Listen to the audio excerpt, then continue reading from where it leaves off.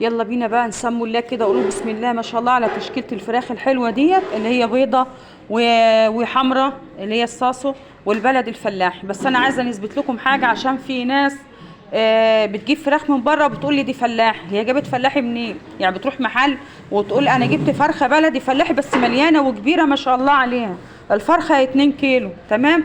هي جابت الفلاحي ال 2 كيلو ديت منين؟ دي فرخة حمرا صاصة اهي، دي فرخة حمرا صاصة لازم تبقى مليانه كده، والورك بتاعها يبقى مليان زي ما انتوا شايفينه. دي فرخه صاصه اهي لازم تبقى مليانه وصدرها مليان والورك بتاعها كده. دي فرخه بلدي حر، شايفين الفرق؟ دي البلد الحر الوراك بتاعتها بتنعرف ان هي بلدي فلاحي بتاعت السطح بتاعنا اللي انتوا كلكم عارفينه، وصدرها زي ما انتوا شايفين كده، صدرها فاضي معنى صح. دي البلد الفلاحي الحره هي بتاعتنا بتاعت السطح.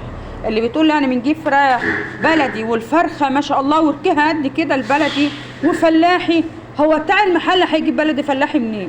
ما انا مش فاهمه، هو هيجيب بلدي فلاحي منين؟ حبيت بس نثبت لها ونوريكم ان الفرق بين الفراخ الحمراء والفراخ البلدي الفلاحي زي ما انتوا شايفين كده، وانتوا اكيله وانتوا عارفين تمام. دي الفراخ البلدي الفلاحي شايفينها بتبقى كده، عمرها ما تديني وزن كبير، حتى لو فيها ديوك عمرها ما تديني وزن كبير. وادي الفراخ الصاصو ما شاء الله عليها تديني 2 كيلو و2 ونص كمان على فكره تمام. النهارده هنطلع الفراخ البيضه جميع الاوزان معايا، ويمكن كميه كبيره جدا محجوزه معايا في كل الاوزان، في كل الاوزان النهارده. الفراخ الكبيره اهيت وفراخ صغيره تنفع ان انتوا تشووها، وعلشان الفراخ غاليه انا عندي كل الاوزان النهارده اللي انتوا عايزينه كله تمام كده. انا عملت الفيديو دهوت عشان نثبت فرق بين الفراخ البلد الفلاحي بتاعه السطح اللي احنا بنربوها، وفي فرق بين الفراخ الحمراء في وزنها وفي سعرها وفي شكلها وفي طعمها على فكره تمام.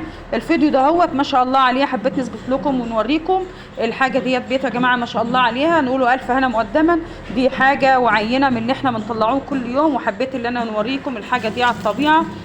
ده من كل نوع فراخ كده فرختين، نوريكم ونثبت لكم ونعرفكم ان ده ما شاء الله احلى اكل فراخ بيتي.